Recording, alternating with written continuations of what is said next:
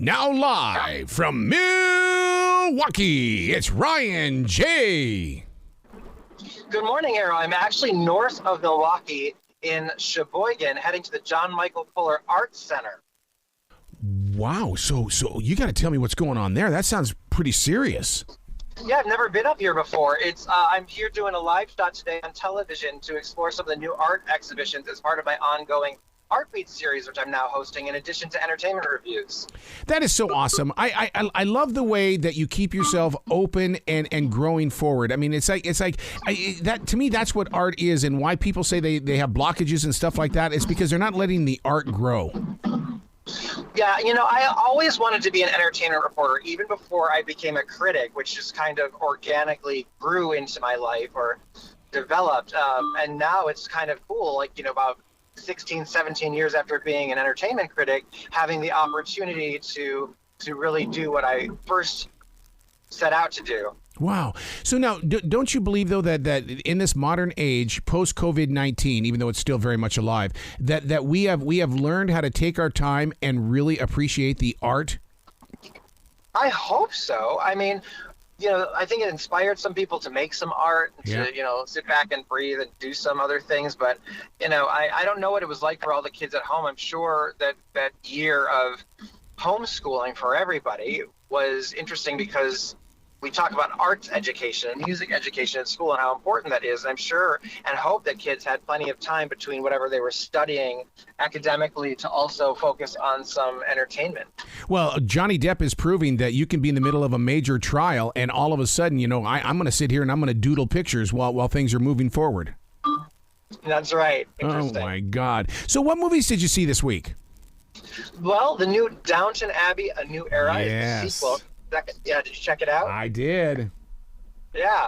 Did you see the series, the TV series? No, I started at the movie. Me too. Okay, so I saw the last movie, which was really fun. This one, in comparison, I think is much more light, fluffy, and funny.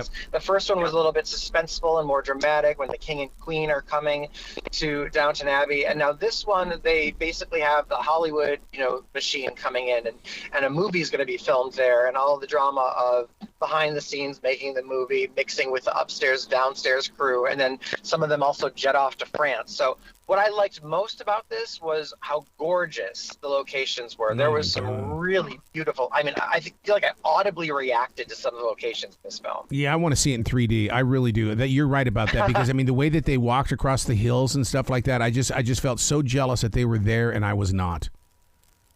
Yeah, it was just absolutely gorgeous.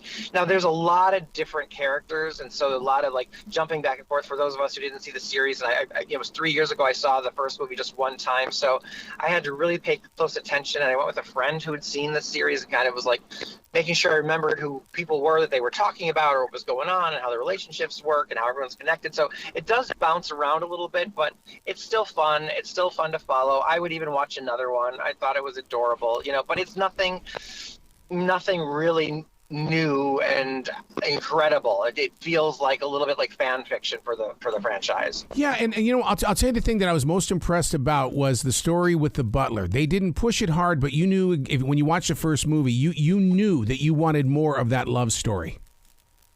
Yes.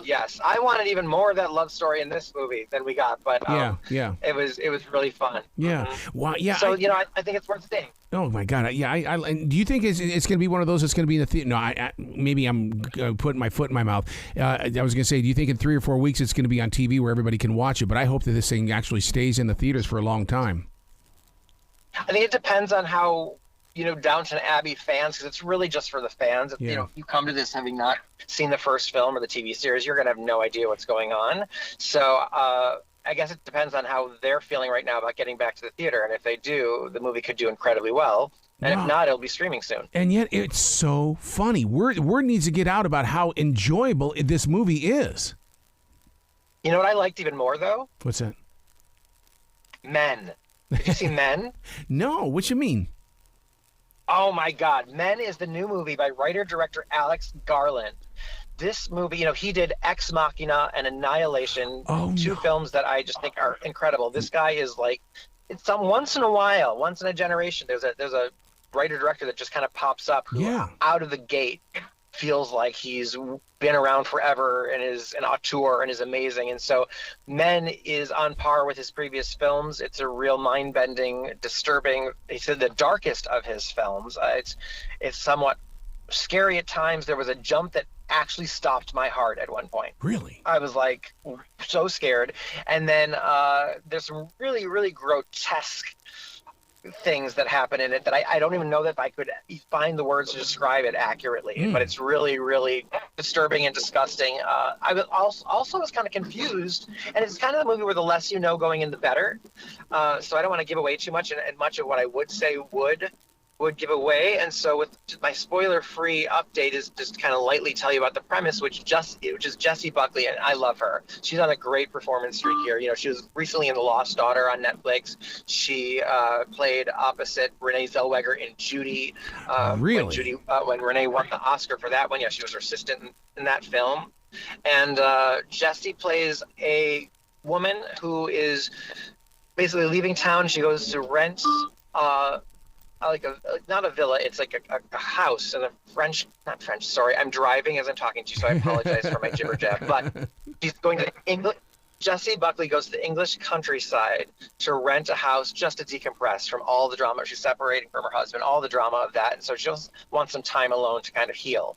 And in doing so, all the men in this area are not right. Uh-oh. There's something creepy, something's going on, and right away the first one you meet, you feel off, and it just spirals from there. And I cannot say anything more than that. Wow. But I did have to afterward Google and, what does the ending of the movie Men mean? And how does it, because I was confused, and I know that Alex Garland, and I trust him as a writer-director to say something and to not leave us hanging. And when I read what he had said in interviews and what it all means, it clicked. And it's like his other films, very deep, highly analytical, very strong messaging, and I'm so impressed by it. So it's not for everyone. This is not a crowd pleaser of a movie, but I loved it. I like disturbing and kind of horrific and gross, and I can handle that. And it's like, I just want to talk to people about it. So I recommend seeing Men if you're into that kind of stuff as well. So now, is it on TV or is it in theaters?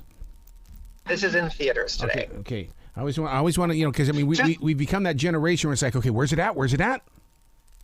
Of course. I've got two other quick ones to tell you about, both streaming. The first is on Disney Plus, and that is the Chip and Dale Rescue Rangers. Yes. It is the big, it's the big, version of the film version that kind of picks up where the show left off, right? There was that TV series, that cartoon series in the 1980s, early 90s, and I never watched that show, but it's so great because unlike Downton Abbey, you don't need to obviously know what's going on with Chip and Dale to be able to watch this movie. And it's so brilliantly blended. It basically gives it the Roger Rabbit treatment. So it's a live action film, and you've got 2D animation, 3D CGI animation, you have claymation, you've got Muppets, you have everything going on all at once. And there's so many nostalgic things to pick up on for people like me who remember cartoons from the 80s, the 90s, in the background, that you just be like, it's so joyful to be like calling those out and be like, oh my God, look what the hell, how'd they get the rights to throw that in over there? Like, what's going on? Like, plus the story is really cute. The adventure, they're obviously trying to rescue somebody, and it's great. So I feel like this is a really great one for all ages. If you have Disney Plus and you have kids, they're going to love it, and you're going to love it too, picking out all those different pieces of nostalgia. So Chip and Dale, Rescue Rangers on Disney Plus is one to stream. Oh, that I've been waiting for months for that, and it's finally here. What was the other one?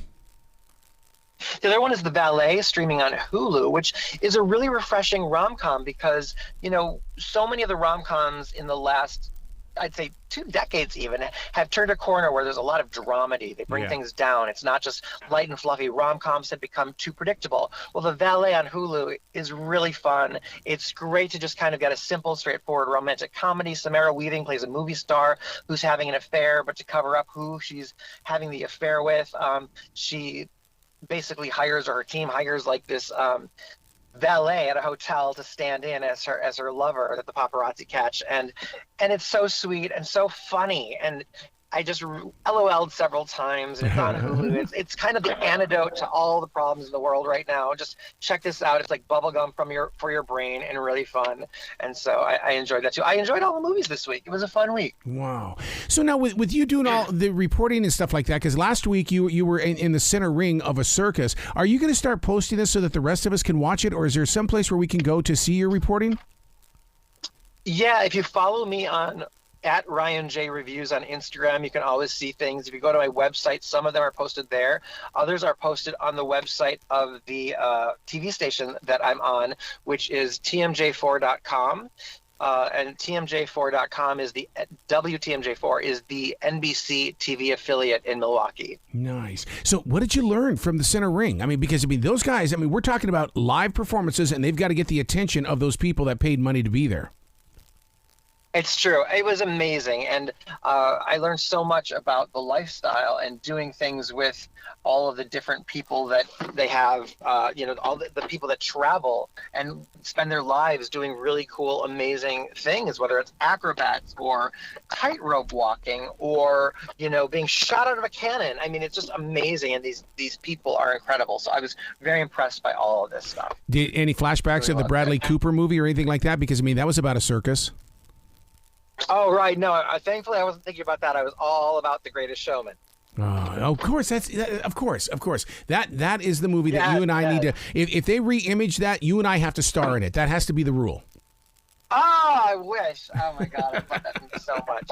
Arrow, thank you so much. You be brilliant this weekend, Mr. Ryan J Reviews. Thank you. You too. Have a great one.